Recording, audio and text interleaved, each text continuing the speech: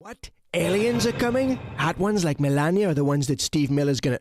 Real ones? From space? From space? From space? From space! Greetings, alien life forms. Wait a minute, I thought you're the aliens. Right, but from our perspective, you're the alien. What is this, some kind of cognitive test? I mean... Let's continue. Who is the leader of this planet? The leader of the universe, Donald J. Trump. Why does he get to be leader? I represent more than 1 billion Earthlings. Well, so do I. Why should you be leader? You can't even squash a cockroach, and you want to deal with aliens? Don't you start with Fight. I love it. Earthlings, pull yourselves together. We come in peace. As a gesture of intergalactic goodwill, we carry a special gift. A formula for everlasting peace. The end to all wars. I don't like it. Agreed. Can't stop, won't stop. What kind of radical idiot would promise no more wars? Can you guys bomb Iran? Let's put a Trump resort in your galaxy. kill the roaches. Can't stop, won't stop. Europe will reply to intergalactic messages in September.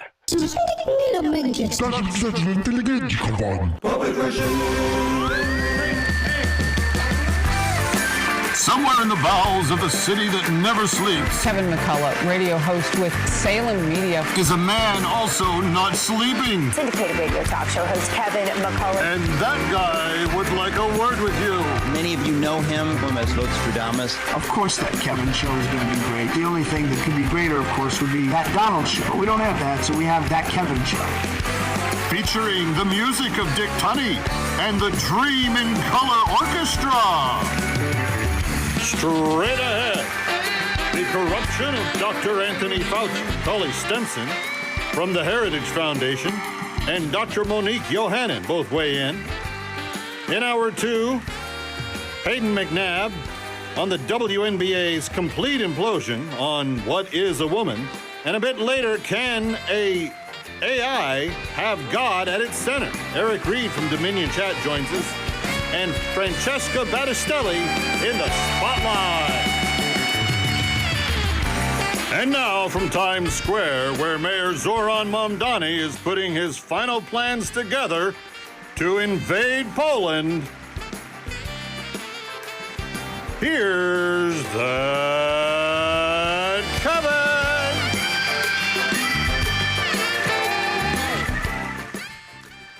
All righty, good to know. Did not know that the mayor is planning to invade Poland, but the way he's been talking of late, it does seem he's looking for a new version of the final solution. That's just how anti-Semitic our mayor is, sadly, and I hope that the world puts him in his place long before that ever takes place.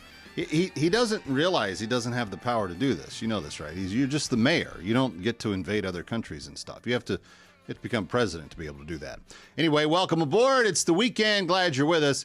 Lots of interesting things to get to. In fact, I've got so many things on the list, I don't think I'll be able to get to all of them. I'm kind of sad. I'm just going to be real plain honest with you. I'm kind of sad to see Caroline Leavitt leave. I knew all of the press secretaries in the first Trump term, and I've had Caroline on my show only once or twice. But I will tell you that amongst the very best, Kayleigh McEnany, Sarah Huckabee Sanders, a few of the others that stood at that podium, she has held her own pound for pound like a prize fighter, going back and forth with the press corps every single day. And I found it rich yesterday on Friday when Jen Circleback Psaki, the Circleback Psaki, said two things about Caroline. First, she called her a liar without any evidence that Caroline's ever lied to anyone. And then she said that she never got a tough question from the White House press room. And I think that Jen Psaki, Circleback, had some sort of circling back going on in her own head to where she was exchanging her own situation for Caroline's. Because the difference between these two women in terms of their performance as a press secretary is enormously different. I've talked to Sean Spicer about this. I've talked to Kayleigh McEnany about this. I've talked to Sarah Huckabee Sanders about this. That's one of the toughest jobs in all of communications. I am a communications guy. I coach people on communications. I do TV and radio all day long, every day of the week. I'm writing 5, 6, 7 columns a week. I produce a newsletter every week that goes to a couple of million people. Here's the interesting thing about all of that. I study words, I study phrasings, I talk about how to get your message across in all of these different means. I have seldom ever seen Caroline Leavitt off her game. Now, Jen Psaki may not like that she's on her game and that she knows how to take control of a situation when the opposing person is trying to wrestle it away from her. That's not Caroline's fault. But Jen Psaki got softball after softball after softball for however long she was there under Biden. She wasn't there the whole time. And she couldn't handle the softball questions. You know, will President gums his food actually chew anything today? I don't know. I'm writing it down. I will circle back to you on that. Does the president eat lime jello after lunch? We'll get you details on that. Going to circle back on that one too. What's the state of our national defense? Well, that's probably a question for the Pentagon, so I'll let you go over there and ask them. But I'll see if the president has any remarks, and if so, I'll circle back on her standard go-to was I'll circle back with you on that after I get she was never prepared. The thing about the Trump press secretaries, and this comes because President Trump comes from the private sector, where you have high-level achievers even in your admins. And if you don't have high-level achieving admins, they don't work for you because as high-level achievers in the private sector, you're not being measured against public results. You're not being measured against a disembodied tax base constituency that has no real choice over whether or not you do your job properly. When you're in the private sector, you're reporting to investors and stock and shareholders and customers in many instances in which you have to keep the public trust and you have to do a good job. And so what does Donald Trump expect when he's in the office? He expects his people to be professional and to get the job done at all times. And so, and I know for a fact, from having spoken about it with people like Sean and Kaylee, he expected a lot of his press secretaries. Kaylee, if you ever noticed, and she was an honors student at Harvard Law School. She did incredibly well and graduated with honors. And when she would prepare for her press conferences, the binder that she had was like War and Peace. It was many, many pounds heavy. And it did not matter the topic that the press would bring up. She'd have positions on it representing the president, and she was able to articulate them and make sure that the press understood what the position was. Caroline learned from that and basically copied it. Like she had the same thing, same kind of command, same in-depth knowledge of her material.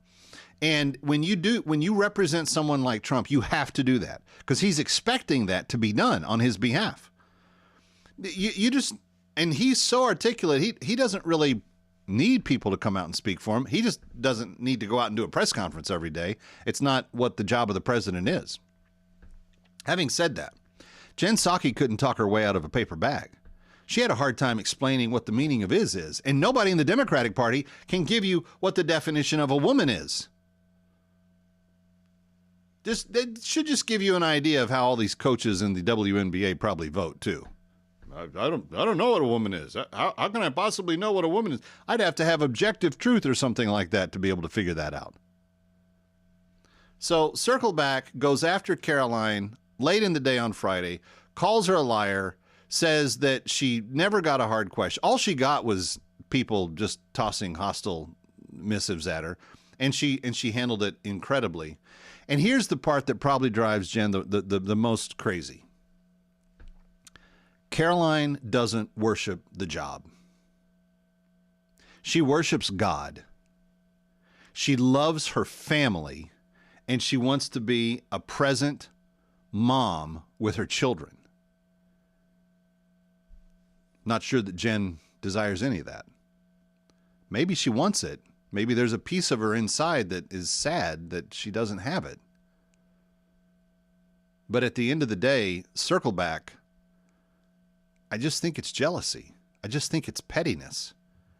And I think it's incredibly embarrassing to say that when your standard answer was, I'll circle back on that, I don't have all the details right now, that the best thing you can do with the person that is in the position that she's in now, which is one you used to hold and used to carry the responsibility. Of course, you also worked for the most dishonest administration in the history of the free world. Nobody knew what the truth was with the Biden administration because nobody knew what Joe actually felt. I mean, I guess he had meetings. I guess they did discuss some things. But it was pretty obvious there was a lot that was kept from him. And when he would get into interviews and not even know that stuff, it was really bad. Okay, we got a huge show. We're going to talk about Fauci. We got some really tough things to say about him. Vaccines, Trump put out some suggestions this week. And Francesca Battistelli in the spotlight. Don't miss it.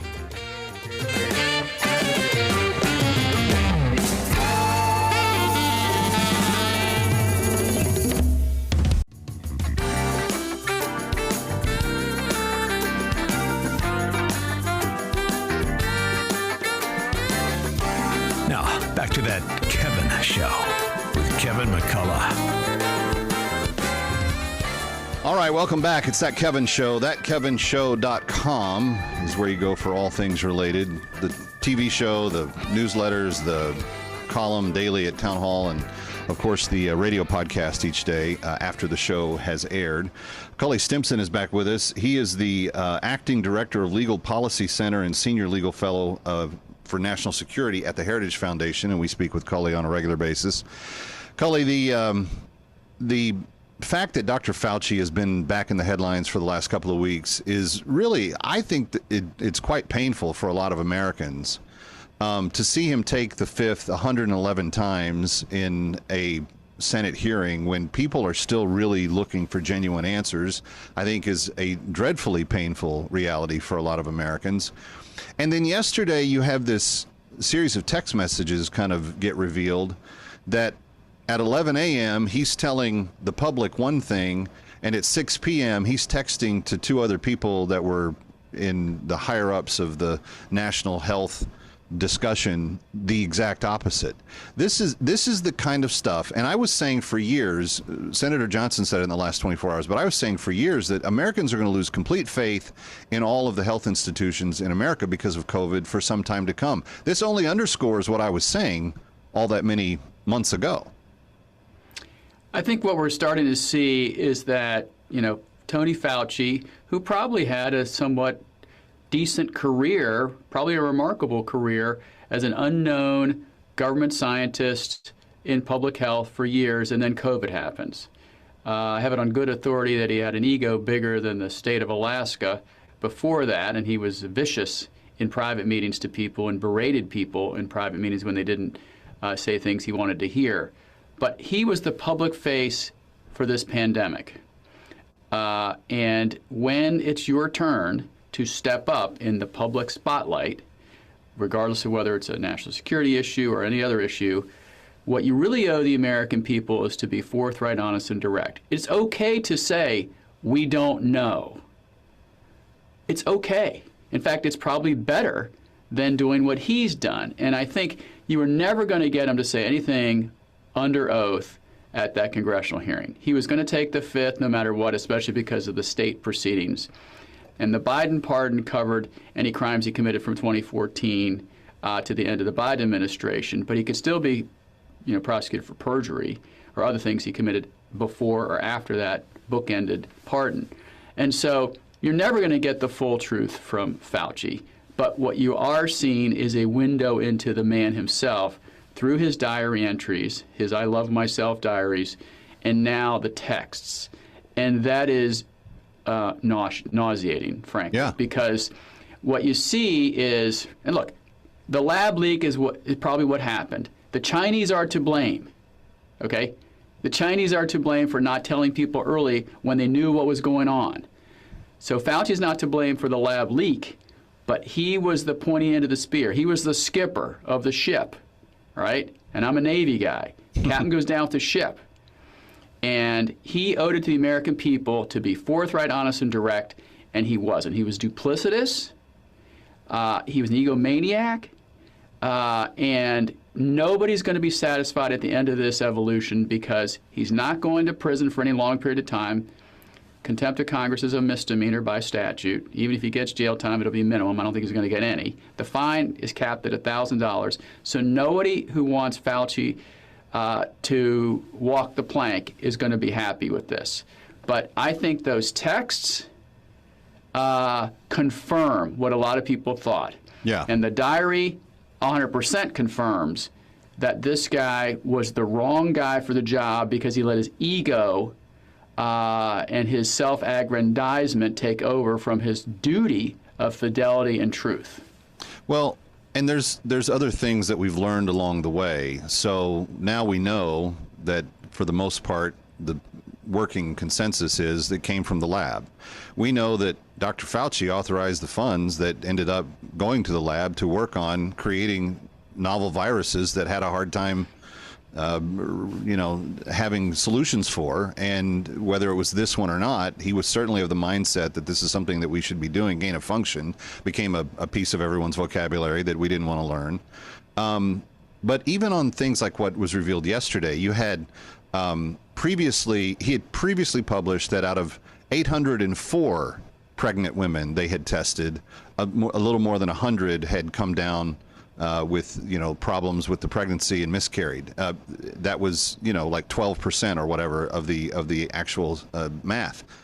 When you actually looked at the details and saw that it was 124 women that had been vaccinated early in the pregnancy, and that all 104 came out of the 124 early that's an 82%. It's a completely different picture of what we're talking about, and yet he seems relatively unbothered by it, going to the public and saying there's no worry, there's no concern. And then he pushed for mandates that required people to do stuff. And Cully, at the time, there was just such a revolting thing inside of a lot of us that said there's something deeply wrong about this. But then you find out that he's like, he profited off the vaccine contracts that the government made with Pfizer and the Merck and the other guys, and he's the only guy I know that came out of the pandemic $30 million richer than he went into it at.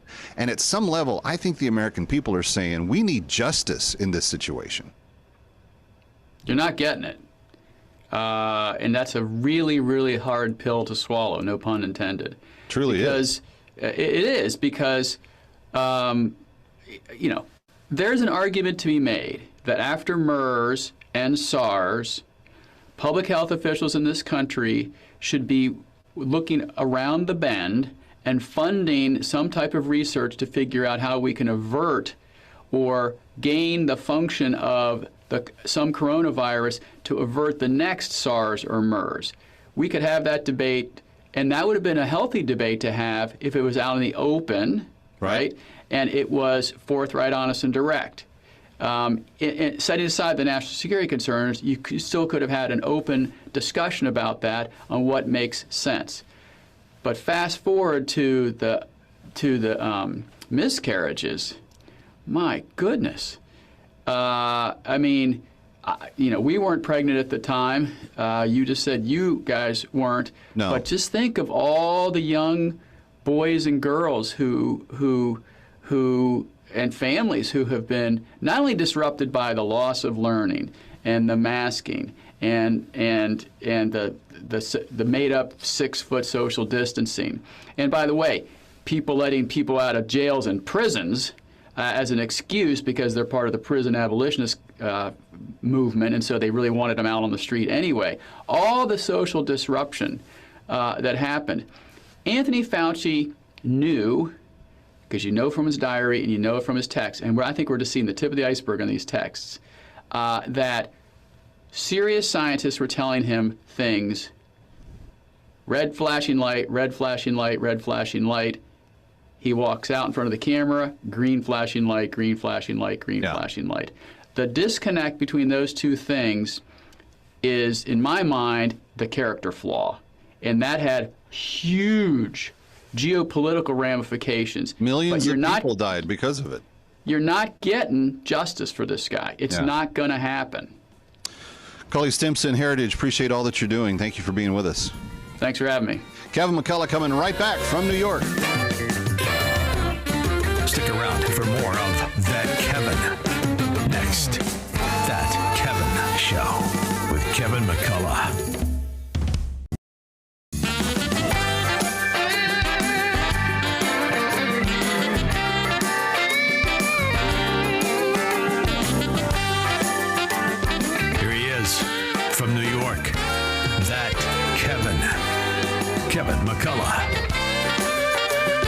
Welcome back. Kevin McCullough, glad to have you with us as we take a look at the news of the week. Sometimes we look at what's going on in health. And Dr. Monique Yohanon is back with us. And Dr. Yohanon, this week, President Trump made a recommendation. It wasn't a lawful anything that anybody has to enforce, but gave guidance, the administration did, on maybe trying vaccines a little different in kids. Now, if we had a blank slate and there was no problem with any recent history of vaccines being really bad in some instances and being handled poorly, there might not be an issue about this at all. But of course, everything's now become so completely polarized.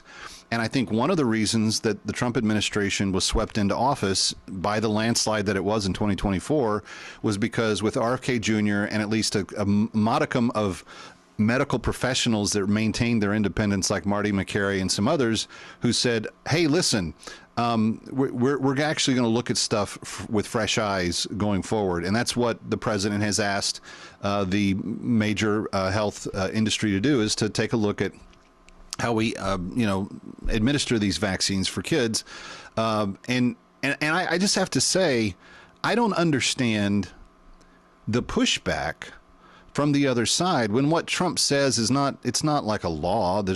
People aren't being forced. It's not a mandate like some things that we had to deal with in recent years where we were mandated to do certain things. He's saying, hey, if you want to offer the option of breaking up your kids' vaccines so you don't have a bunch of stuff clustering in their body at the same time and the little immune system trying to figure it all out and respond the way it's supposed to respond, he's now giving guidance that that's okay to do, and you just spread it out a little bit further. Now, I don't think when I was a kid, and I'm 56, I don't think when I was a kid that we had as many vaccines as we do now. But I know that they didn't jack them all up into one big shot and give them to me all at once. And I know that our pediatrician was already kind of going down this path when we had our 3 kids. And she said, I don't really believe in giving the vaccines all at once. I think it's better, healthier for the child to spread it out, give it a little bit of time to respond to each one, et cetera. So I guess my question to you is, and I wrote this at Town Hall, what's the big deal? What's the problem with the president saying, let's look at this with fresh eyes. Let's maybe examine some science that maybe has been not been allowed to be part of the conversation on some of this stuff. So, Kevin, I agree with you completely. And it is baffling to me that this is controversial. So let's talk about what the president recommended. So 11 vaccines in the schedule. It's not a teeny tiny schedule still, but 11. So measles, mumps, and rubella still in the schedule. Diphtheria, tetanus, pertussis, still in the schedule. Polio, varicella. You look at the vaccines that are about community protection, all of them are still in the schedule. Now, for vaccines that are for diseases that are much less common, so hepatitis B is present in less than 1% of pregnant women. So shared decision-making, targeted care for them. In terms of, you're right, the entire schedule, what we have, the pediatric schedule for vaccines now, it's based on an era of paper charts. And in paper charts, when people didn't have cell phones, when there weren't electronic medical records, it was easier. It's an administrative schedule. It is not a schedule based in biology. If you're looking at biology, then right now, first of all, 97% of parents are going to have a cell phone. You have electronic records. You can target people who you think are at risk. We have lots of consolidation. There are lots of ways that you can do outreach. I know that there are doctors who would like administrative simplicity. It's a little more complicated, but a little more complicated in a way that is respectful to parent choice. That's a fair trade-off. As for splitting up vaccines, there's no magic to giving the vaccine shot, the measles, mumps, and rubella all at one time. I think most kids do fine with it, but there are some parents, and especially if your kid was born prematurely, if you have a family history of autoimmune disease, you might want to space things out. That's fine. And we have evidence, for example, from England. They talked to parents who said, I don't want to get the full MMR. Almost half of them said, yeah, but I would get the measles shot separately. So we can get to an increase in uptake if we have flexibility in the schedule, if we have flexibility in splitting up the vaccines. This is about meeting parents where we are rather than dictating to them, rather than mandating to them.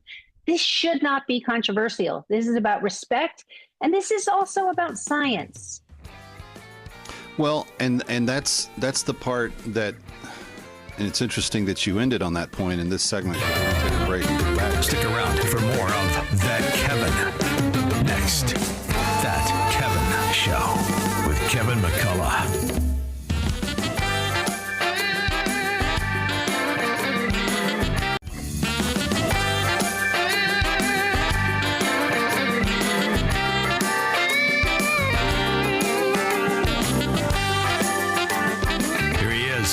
From New York, That Kevin McCullough. Welcome back. Kevin McCullough, glad to have you with us discussing these things. But, vaccines, Dr. Yohanon, I'm thinking, look, we lead a little Bible study in our homes, community group from our church. They meet once, a couple of times a month. And I can remember back during that time, the moms in our little community group kind of split on, some were very anti-vax, and if you even thought about taking a vaccine, you were going to, expose your kid to something very dangerous. Others were like, no, I don't think that's the case. I've talked to a lot of doctors. I've had a lot of really smart people on this show. I generally think that vaccines, for the ones that have been tried and tested and proven over the years, they do a wonderful thing for our public health. I'm not anti-vax in this discussion. What I am totally against is the one-size-fits-all approach, and we will beat you to death until you agree with us, kind of treatment that people were being dished out, during COVID, but they've also kind of applied that to childhood vaccines on some level as well. And now they're pushing back against the president, who all he said was, let's take a look at this. Let's just see if some flexibility makes sense here. So there are so many things in the president's announcement that I think were critical. He kept the vaccines in his executive order. The vaccines that are relevant to community protection are there. The ones that are... They're also the ones that have been around for 50 years, yes, and we know that there's not a problem with them. Exactly. The ones that are about individualized protection, he said, individualize them. Have those be about shared decision-making. He talked about aluminum. Aluminum's not good at any dose. Kids are resilient. So yes, they generally speaking will do okay, but studying alternatives, that's what the rest of the world has been doing. We do aluminum because it's cheaper, not because it's safer. So other countries have been doing this. This is not out of step with the idea that we should be studying for a safer alternative for the way that we do adjuvants and vaccines. Absolutely, that makes sense. And when he talks about autism, I don't think that the literature is there that says vaccines cause autism, but I do think that we don't know as much as we really say we know. I do think that I have talked to real moms who have said, my kid was doing well and then got the vaccine and then stopped talking. I can't ignore those moms. And so what I think is that we actually need to do better studies, powered studies to pick up rare events, because we can't have a policy where we continue to disrespect parents. We continue to say, your child had a bad result due to this vaccine, but that didn't really happen. We have to be respectful of parents if we are going to find a way forward. Well, and I also think in the age of AI, where on a nightly basis, I'm trying to educate myself on how to be a better investor, and other people are educating themselves on how to deal with the common cold better. You're going to have a more educated populace going forward than we've ever had in the past. And if people really want to drill down and learn things, there's information that's there that is helpful. And I think you're going to have flexibility with people, because it's not going to be just trust the smart guy with the glasses who says he knows it all. I think that day is long past. And I mentioned this in the last segment, but what really struck me was how divisively those big health people were trying to insert themselves between the primary care physician and the and the patient, the everyday patient. And there's probably no more sacred relationship in a public trust than a person has with their doctor, particularly a doctor that they've had for over the course of their life or, for many, many years. And for the government to come in and say, no, we don't trust that relationship on your behalf. We know better. We're going to tell you how to do this better. I think it's a sacredly morally wrong thing to do. Kevin, you are so right about this. The way that you've described this, I've written about it as the democratization of expertise. That part of the respect that people used to have for doctors was they had all this special knowledge. We have to accept that patients are coming in informed, that people are coming in informed. We have to meet them where they are, and we can be guides to them, but we can't dictate to them. And, the idea that a consent that comes at the point of a gun, a consent that says you don't get to go to school, you don't get to go to work unless you do what I say, that's not a valid informed consent. Now, the grace I will give to Dr. Fauci is he trained many, many years ago, and maybe in the 1950s, they didn't teach shared decision-making. Well, when I went to medical school, we did. This is a violation of professional ethics, the way he and so many members of the community have been approaching this issue.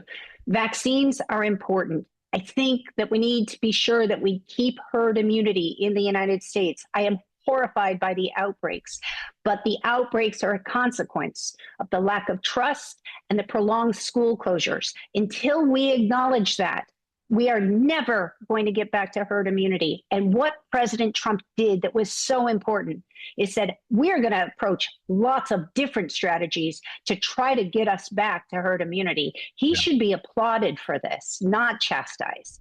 Well, and it's just a very dishonest press corps that's trying to cast it as something evil, because if you really do understand what you just laid out, it's the most magnanimous approach you could have to it. And it's really genuinely let's do what's best for the most number of people kind of thing, which is what we were told the masking was all about, even though it didn't work. What we were told the vaccines were all about, it didn't really work. The social distance, all the rest of it. We could just rehearse it forever. Dr. Monique Yohanon, I always appreciate you taking time and spending it with us. If people want to follow your work at IWF more, what are you working on these days, and how can they do that?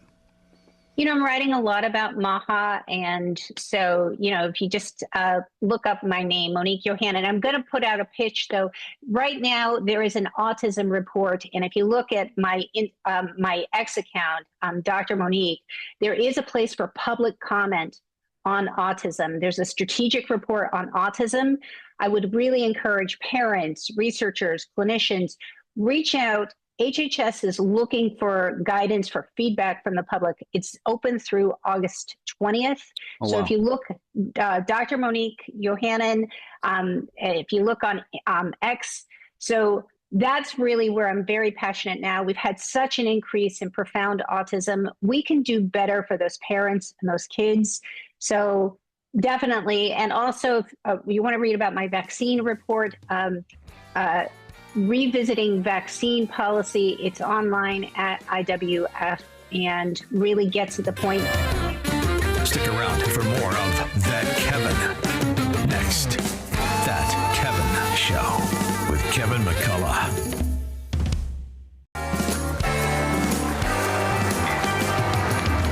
Serving it up with a no-drink minimum. It's That Kevin Show. Ladies and gentlemen, she took a 2-year break from appearing in the new music spotlight, but she's back. Francesca Battistelli, and He Will. I'm face to face with impossible, and I'm praying hard for a miracle. I don't know how this story ends, but I know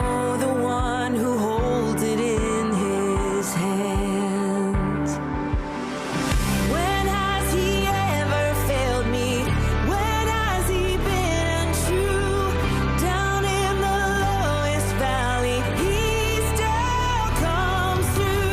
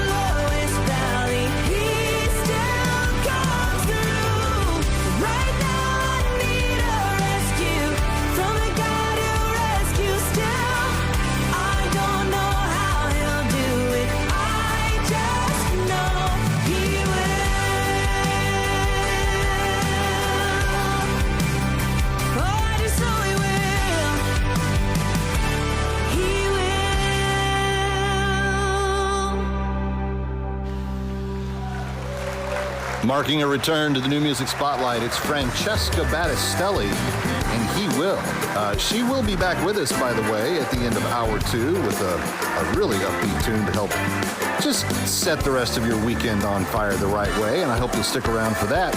Hour 2 is next, and we've got lots of interesting conversation and some great sketch comedy for you. Stay with us. Hey, get the soundtrack. Search hashtag New Music Spotlight on Spotify or Apple Music.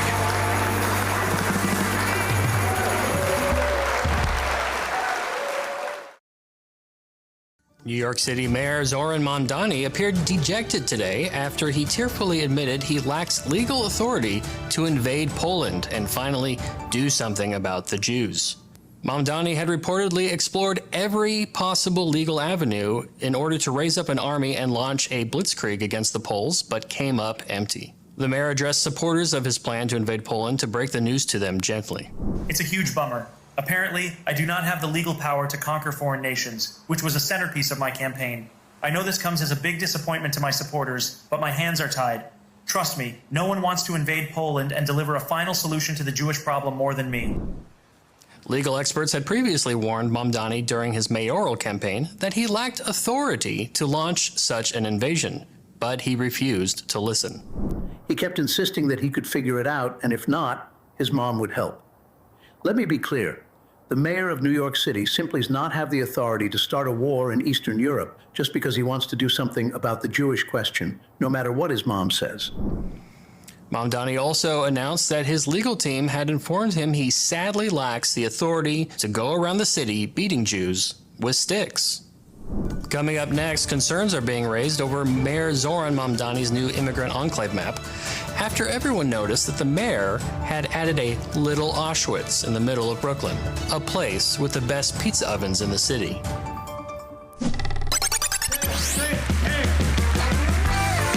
Somewhere in the bowels of the city that never sleeps, Kevin McCullough, radio host with Salem Media, is a man also not sleeping. Syndicated radio talk show host Kevin McCullough. And that guy would like a word with you. Many of you know him as Nostradamus. Of course that Kevin show is going to be great. The only thing that could be greater, of course, would be that Donald show. But we don't have that, so we have that Kevin show. Featuring the music of Dick Tunney and the Dream in Color Orchestra. Still to come, Hayden McNabb of the Independent Women Forum.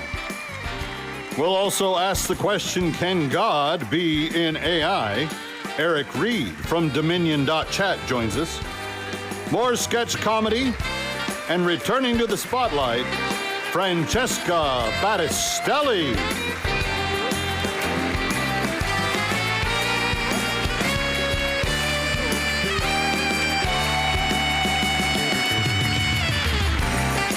And now, just from under Times Square, where Mayor Zoran Mamdani seeks to bring back the second coming of the final solution, here's Kevin!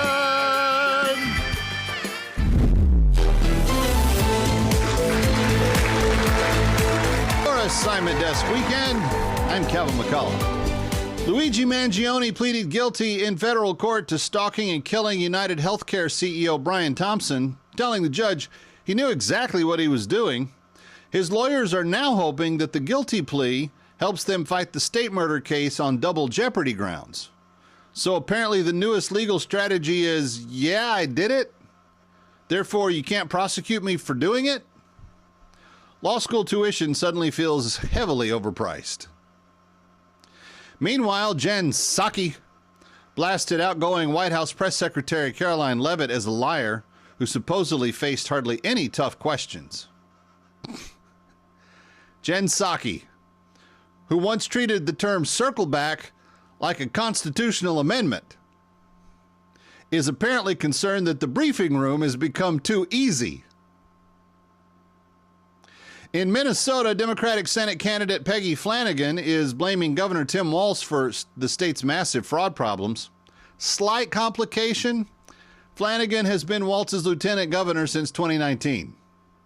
That's like the Titanic's first officer announcing, Well, frankly, I've had concerns about this captain for some time. Alex Murdaugh's defense is raising questions about whether a weapon potentially tied to his family's murders may have surfaced in an unrelated homicide. The claim remains unverified, but apparently the Murdaugh saga has now entered season 9, and Netflix executives have stopped pretending like they're not interested. Across the pond, Nigel Farage resigned his parliamentary seat, forced a by-election over what he called an establishment hit job, and voters promptly sent him right back to Parliament. Britain basically held a very expensive national version of Are You Sure? Iran allegedly attacked 2 UAE-linked vessels in the Strait of Hormuz while shipping traffic remains dramatically below pre-war levels. Tehran insists it isn't using the strait as economic blackmail, which is comforting, in the same way a guy holding your wallet says, relax, this isn't a robbery. The suspect accused of vandalizing Washington's World War II memorial with pink spray paint and bubbles is now facing 2 felony charges. Apparently defacing a monument honoring people who defended Hitler is frowned upon. Kelly Ripa revealed she needed painful gum surgery because she brushes her teeth too aggressively. Finally, an American celebrity scandal your dentist can use as a cautionary tale. And Michigan Senate nominee Abdul El Sayed once compared Donald Trump's role in the January 6th to Osama bin Laden's in 9/11. Because apparently political nuance in 2026 now means skipping Hitler and just jumping straight to bin Laden. For a Simon Desk Weekend, I'm Calvin McCullough. Hi, I'm your social worker. I'm just here to check if you decided to stop robbing and raping and murdering. No, I think I'm going to keep doing that. Rats!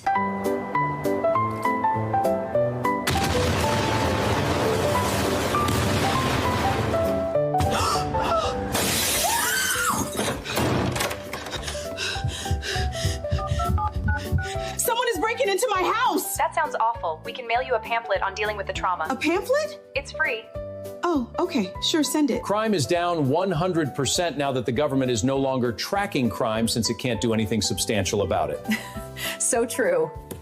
Now give me your wallet. I'm from the IRS. You haven't paid any taxes on the billions from your illegal monopolies. I didn't feel like it. Then you're going to get more angry letters from us. Sir, you came in second in a beauty contest and made $10. Yes! How was the commute, Brenda? It was fine. Hand it over. Oh, Batman! You're real! No, you got hit on the head with a pipe and are hallucinating. For killing all those people, we're giving you the harshest sentence we can, which is to ask you not to do it again. Please don't do it again. We had to close the store. With no police or prisons, no one bothers to hide their identity anymore, and that was half our business. Politicians never think of who their policies will hurt. Now give me your wallet! Jesus is not like Odysseus, okay? He was eating a lotus plant. That's not the fruit of the vine, okay? It's drugs. The Odyssey is not a Christian movie. Hold on. Yeah, okay. I just got the updated harmful and abusive language from corporate. Corporate? SBC, Southern Baptist Corporation. They have released a list of church nursery rhymes that need to be canceled. We've been singing those for years. They don't need to be canceled. Jesus loves the little children. All the children of the world, red and yellow, black and white. Oh, yeah, I never thought about it like that. Who are the red children? I believe Native Americans. Oh, yeah, Washington Warrior, Trail of Tears thing. Yeah, we can't, yeah. Yellow? Asian. Okay, but we're still going to sing it now. That's not a, right? Hmm. Theologically, it makes sense. They are all precious. It's inclusion. Yeah, Zacchaeus was a wee little man. And a wee little man was he. Little people. What, little people was he? The plural and the singular doesn't make sense. Midgets. But okay. If you like to talk to tomatoes. What's wrong with that? You have schizophrenia. What? And you probably need to call a doctor. I mean, mental health is a real problem in this country, so that song is out. We can't just get rid of all these songs. They're part of our childhood. Father Abraham. I have many sons. Many sons of Father Abraham. I'm one of them. So are you. They're saying feminism, you know? What about his daughters? A Father Abraham and many sons and daughters. Like syllable-wise, it just doesn't go. The song's ruined. Kumbaya. No, don't take Kumbaya from us. I know. What's wrong with Kumbaya? According to them, the phrase Kumbaya comes from the Gullah language spoken by descendants of enslaved Africans in the deep American South. Okay. When sung by white children, the term is rooted in racism and deeply offensive. A church camp. What are we supposed to sing when we make s'mores? I know. I said of Pharaoh, Pharaoh. What's wrong with Pharaoh? Oh, slavery. But they were freed from it. It's like a Underground Railroad type story. It's also just weird to have little kids being like, oh baby, let my people go. Huh. Oh yeah. Yeah. Can't do that. Wait, we did that dance with my youth pastor. He was in his 40s. Yeah, we shouldn't be It's dicey looking back. doing any of that. Looking back, it's like, whoa, a lot of stuff. I don't think about it like that. Yeah, I know. Okay? I'm in the Lord's army. Yes, sir. No, sir. I stood up straight with the I know good it. posture. I know it. What? What's wrong with Lord's army? March in the infantry, shoot the artillery, ride in the cavalry. Remember, we did this all together. We did this whole thing. We did the dance. I know. Well, one, that move, and two, child soldiers. Stop making me sing all these songs. They're too catchy. I know. It's like an R. Kelly song. When you hear it, you know what it means, but you can't not. Like, whenever I hear it, it's like, it's a remix to Ignition. Hot and fresh out the kitchen. That's what I'm saying, dude. You want to sing it, you can't resist. Oh, man. All right. Hey, Brian. What? Yeah. Are you still there? No, Calypso was bad. I didn't know, through and through. She has no redemption arc.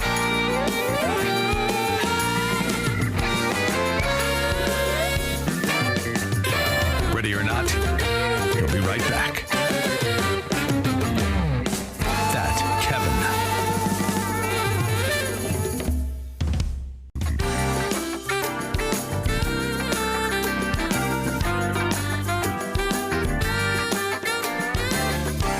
Now, back to That Kevin Show with Kevin McCullough.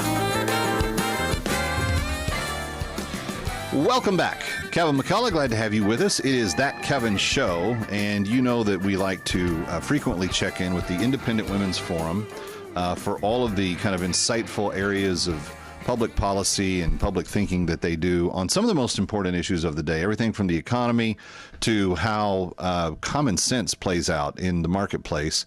And I always think of the Independent Women's Forum when I see a headline, and there's been one like every day for the past like 6 weeks about the WNBA. The WNBA, in which the W of the WNBA signifies women. It's the Women's NBA. That's literally what it stands for. Here to discuss is Peyton McNabb, no stranger to the controversy of men in women's sports and the dangers that have occurred there. We've told her story many times at this microphone. Peyton, I don't know about you, but I know that the management of the WNBA, the league commissioner, she's tired of having to talk about this. Like, she's just worn out. She's like, I don't want to talk about this anymore. Yesterday, they had their high-profile meeting behind closed doors, and they came out, and they basically chastised all of us, saying, don't be hateful in how you talk about this. And none of us are. We're just saying, why can't you define what a woman is, especially if you're the commissioner for a league that's designed for only women to participate in? What is she missing? How come she doesn't get it?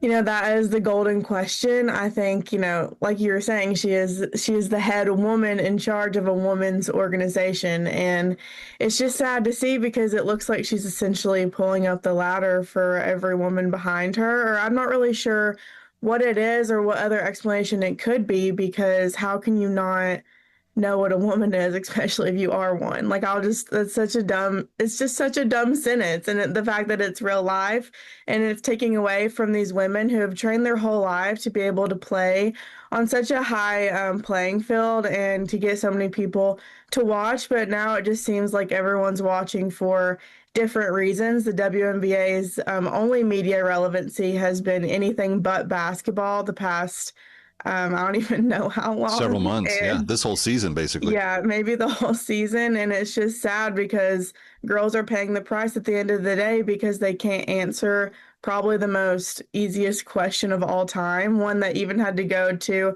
the highest court in the land earlier this year. So it's just crazy that, you know, these people that you would think for sure would be able to answer a question that we've known our whole lives are still I don't know if unable to, but just scared to do so. No, I think they are. I think they are able to, and I think they are choosing to pretend to be dumb. And I think that is a far worse crime than truly not knowing. Like if you're literally legitimately too uneducated to understand the difference between a man and a woman, then I guess I have to give you a little bit of grace on that, because if you're not smart enough to figure it out, then I can't really hold you accountable for what you don't know. That's not what these people are doing. These people are knowing the difference and choosing to be ambiguous despite knowing what the truth is. And that brings us to the question of why. What is it about? And it's not just the commissioner, by the way. I don't know, 3 or 4 of the coaches of the league have now said varying things of strangeness, like, well, you know, we don't really think about that. Well, you shouldn't have to think about it. If you have a team of all women and they're competing in an all women's league, you shouldn't have to think about men being in the locker room. But the more that they have obfuscated and kind of gone around trying to like pretend to look compassionate or outgoing or big-hearted or whatever it is that they're trying to, that ultimate virtue that somehow trumps women's safety in their mind, that in pursuing that, what they are actually doing is making a mockery of their league, making a mockery of their own intelligence, which does not measure up to what we're talking about, and actually is probably going to end up in a much worse situation than they're in now. And all they have to do is say, okay, WNBA is for biological women only. That's all they have to say. Exactly. It should be something so simple. And if they want to stop this so badly, then just say it, because everyone knows it. The coaches have been what's bothered me the most, because these should be women that are willing to take up for their girls no matter what. And they've all chose to do the exact opposite time and time again. And then now they're going to try to argue about the pushback with Ines Cantor Freedom and Royce White trying to do exactly what they're asking for. And then they totally should, by the way. I applaud those guys for doing it. First of all, they both love women and they want women to be safe. So they're showing the absurdity. But this is where I just don't know if the league commissioner's up for the job, because she literally can't seem to pivot. And here's the thing, and you're going to relate to this because your story involved a varsity level boy playing on a girls team that injured you in a volleyball match in a significant way that basically ended your career. I don't think I've told you this, but in my college days, just after college, I did a lot of assistant coaching of college level basketball kids at a D3 school. And I was in the men's division for 4 years, but before that, I was in the women's division for 3 years as an assistant coach. And one of my jobs as the assistant was to go and recruit intramural level guys at the school to come and scrimmage against the girls team during practice. Now, people are hearing this going, well, Kev, you're being a total hypocrite because you had, no, you're not listening to me. I had definitively lower skilled guys. I didn't go recruit the men's team to come play the women's team. I went and got the intramural guys that were not as good as they couldn't make the men's varsity team in our school, and I brought them in. And we also put rules on them, no throwing elbows. There were a lot of things that I required of them to physically tone down their play simply because they were going against a girls team. Now, did it help the girls to play against a higher level of competition and to do so within reason? Yes. But if a guy got too aggressive, he couldn't come back. He wasn't allowed to come back and scrimmage anymore. And so there was always these safety protocols. Well, why did I have to care about the safety, Peyton? If it didn't matter, if it was like, if it were just all one big biological clump of cells, why should I have said to those guys, play down to, or not just gone and gotten the varsity guys and had them play against them? Well, because they would have eaten their lunch, and every day the women would have left practice completely destroyed emotionally because they didn't have the opportunity to succeed. Whereas what we did on a lower level of male opponents actually prepared them for some of the tougher schools we played who had girls that were bigger and faster than them. But any normal woman understands what I just said. I don't think the league commissioner for the WNBA does.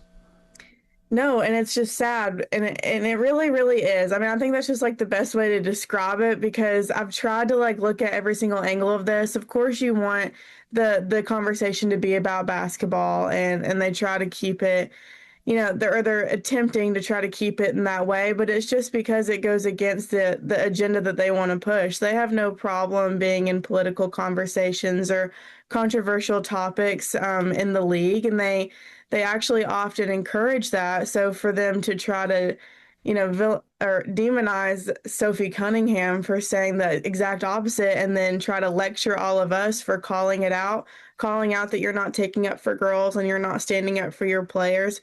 Instead of actually taking accountability for what you're doing and maybe changing that, you're going to lecture the public for having something to say and calling you out for it. And I just don't think that's necessarily fair. Well, and it isn't fair from the standpoint of parents who have young girls who are watching these players. I personally think Caitlin Clark and Paige Cunningham and a bunch of these girls are really eminently talented. Stick around for more of That Kevin. Next, That Kevin Show with Kevin McCullough.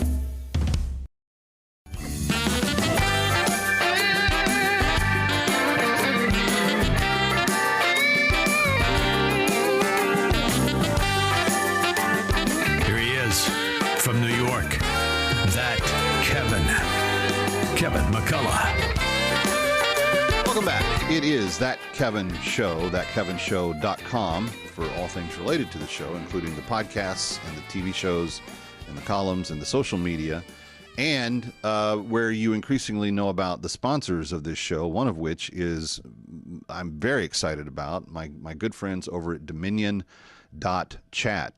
You've heard me talk about a chat tool, a chat GPT-like tool, an AI tool that allows you to do all the things that AI does, help you make your pot of chili or change your oil or anything like that. But there's a lot of other things that AI touches on. And when you're using Claude or ChatGPT, you're not getting a system that has been built around a biblical worldview. Dominion.chat is completely the opposite of that. Christ-centered, bibliocentric in its focus, but able to do all of the things that you've heard that AI can help you do. And here to discuss it is one of its founders. Eric Reed is a pastor.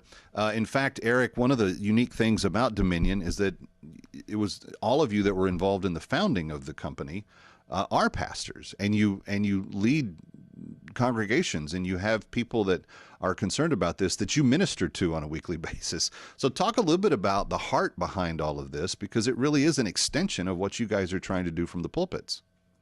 Yeah, that's right, Kevin. And thank you so much for having us on. Excited to be joining and partnering with you.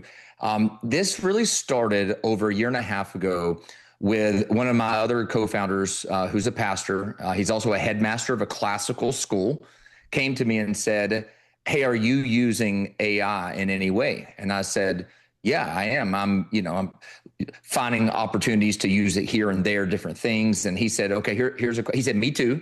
He said, "Let me ask you a question.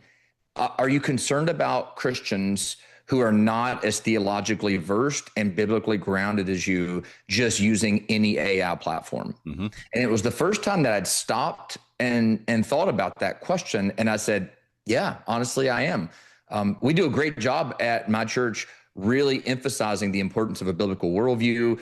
Discipleship is about worldview formation, being biblically grounded in how we think about all of life. Knowing Scripture, understanding how to deduce, decision-making when you don't have an explicit chapter and verse, by bringing the rest of Scripture in to inform you and give you wisdom. We really feel like we do a great job at that in my church. So I would say my church members would be as inclined as anybody to be very discerning. We call it having a good baloney detector, right? Of being able to discern truth or lie. And right.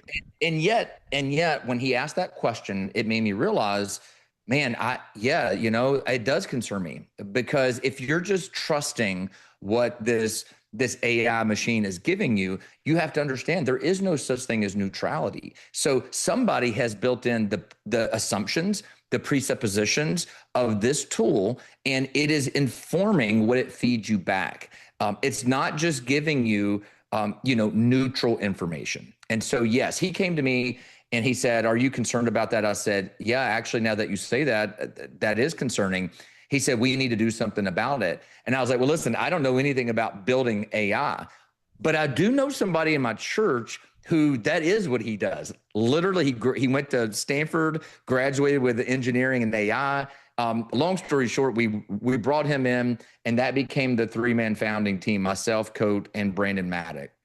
Well, and the result is a tool that is really phenomenal. I've not had a chance to use it extensively just because I haven't known you guys that long, but there is really nothing that I've seen through its interactions that I've been even the least bit concerned about. And I will tell you, using ChatGPT or Claude and some of the other models, there are things that pop up. And, hey, I happen to have a degree in theology. I happen to be an educated person in terms of biblical understanding. I'm not everybody. I'm certainly not my kids. I'm not the kids that are in my kids' youth group. And if there was a way that we could say, hey, you don't have to be afraid of technology, and you should have an option to use technology that is grounded in actual truth. You guys have done something here that I just think is amazing on every level. But let's talk about, from a practical standpoint, what it means to use AI in life in general. I think there's a AI touches almost everything. So yes. I've got people in the film, music, production, media industries that all have very strong views, stridently strong views, many of them opposing one another on everything related to generative AI. I've got people in the writing community, editorial, publishing, so forth, that love it or hate it and are kind of like, same type of thing. It seems to be a divisive issue wherever you face it at. Stick around for more of That Kevin. Next, That Kevin Show with Kevin McCullough.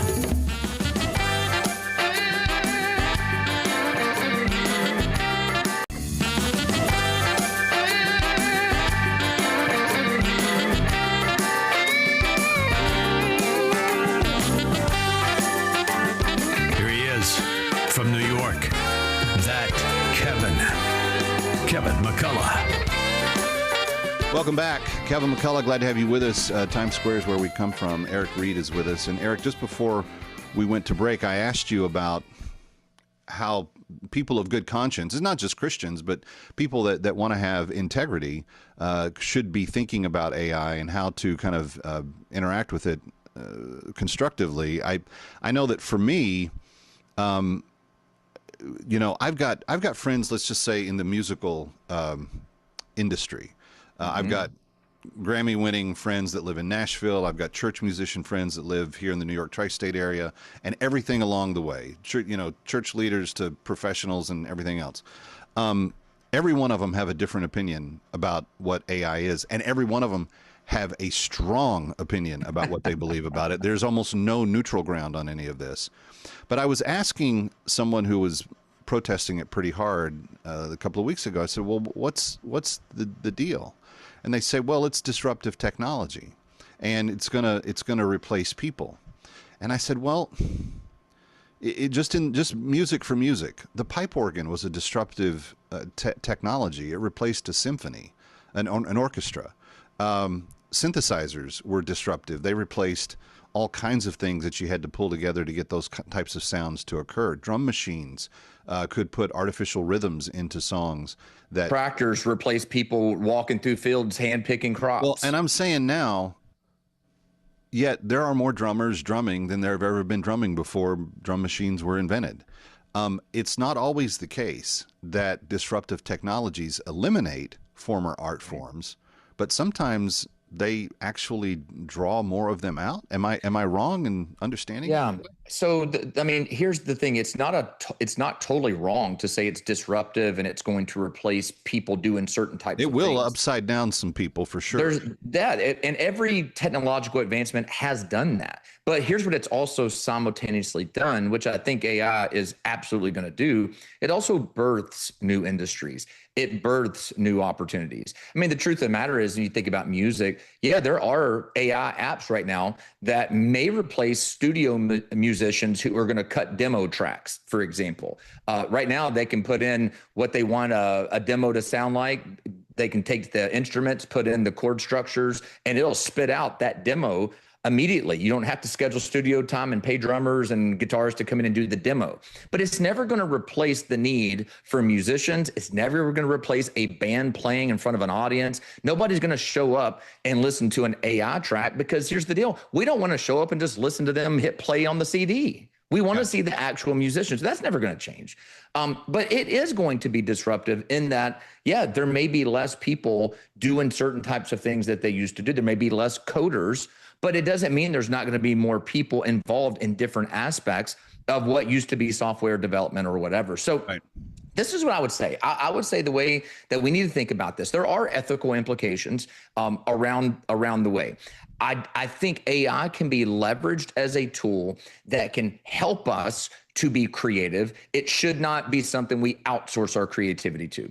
It should be something that we can use to enhance our writing or our strategic thinking, but we should never give over our ability to write or strategically think. So it's using it as a tool. It's not using it as a crutch to replace human, involvement, human intellect. So I think there's some fine lines there.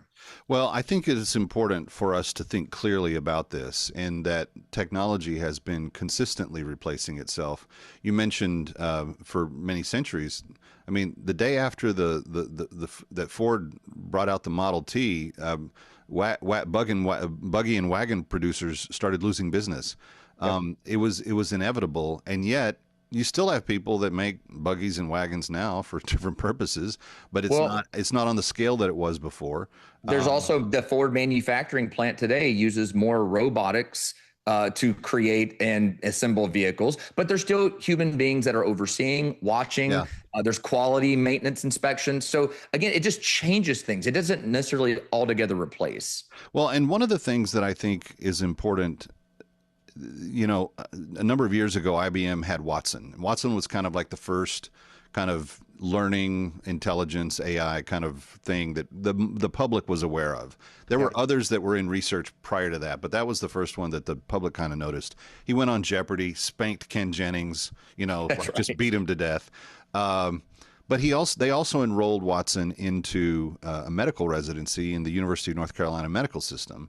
And within less than a year's time, it took in something like 1 million pages of research a day, and was involved in being a backup diagnosis for real doctor medicine. So if doctors felt conflicted about symptoms that they would see, or a cancer that had a certain approach to it, they would go to Watson and they would say, here's all the data. Am I thinking about this correctly? And it would confirm, or it would find some obscure thing from, a handful of cases that was not widely reported, but that were in the record, and said, but it might be this. What happened was twofold. First of all, they studied the doctors for a year, and they studied Watson's diagnoses for a year. Watson beat him. He had 98% accuracy for his year of diagnoses. The doctors had 93 to 95%. And what happened was, in the first part of the year, their score was much lower. And as they worked with Watson over time, they got better and better and more refined in terms of how precise that diagnosis could be. And I don't know if people listening have struggled with cancer or not. My mother died of it. My bride's mother died of it. You want to have as accurate a diagnosis on that. So the potential for what can be good in protecting even the imago Dei of the human person. I mean, this is a biblical concept, and I think it requires us to not have a knee-jerk reaction when it comes to one way or another. I don't think people that use AI should be arrogant about it. I don't think people that don't use it should be thumping their chests and saying they're better than it. We need to think actively, critically, and biblically about it. Yeah, so one of the things I would take us all the way back to Genesis 1 and be reminded, we are made in God's image, and we're given the cultural mandate or the dominion mandate. We're told to be fruitful and multiply, subdue the earth, fill it. We are creators. We are vice regents of God on the earth. We're to make and to cultivate. And part of that is the human ingenuity to develop tools and to cultivate and till the earth, to create societies and bring flourishing to the world. And so we're all the way downstream from that original thing in technology. And this is what I would say. We don't want to simply receive any technology that's made and uncritically just adopt it. We also don't, as Christians, want to just reject any technology and just say, oh, that's the devil. Stick around for more of That Kevin. Next, That Kevin Show with Kevin McCullough.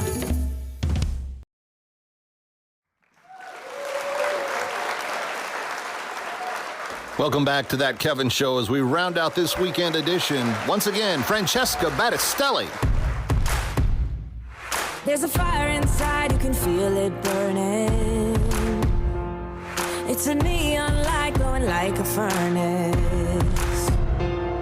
And the night is long, but the world keeps turning. You gotta know it, it's not the end. Every new sunrise is one step closer.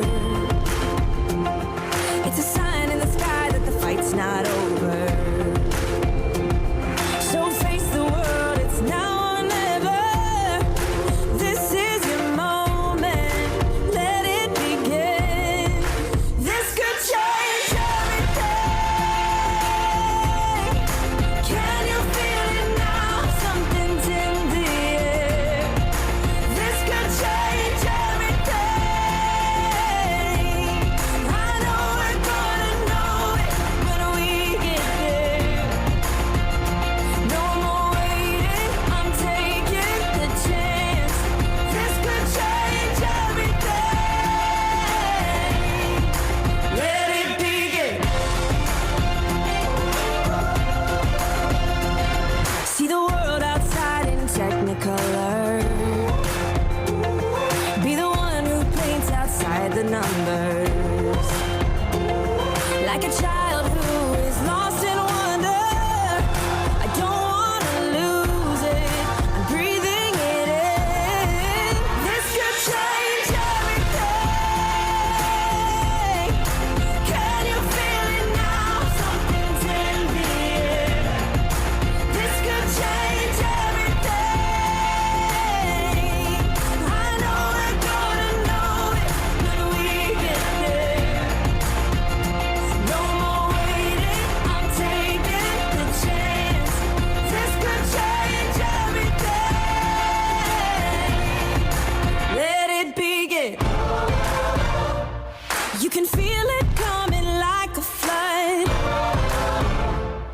Wash over us, wash over us. Let the future we've been dreaming of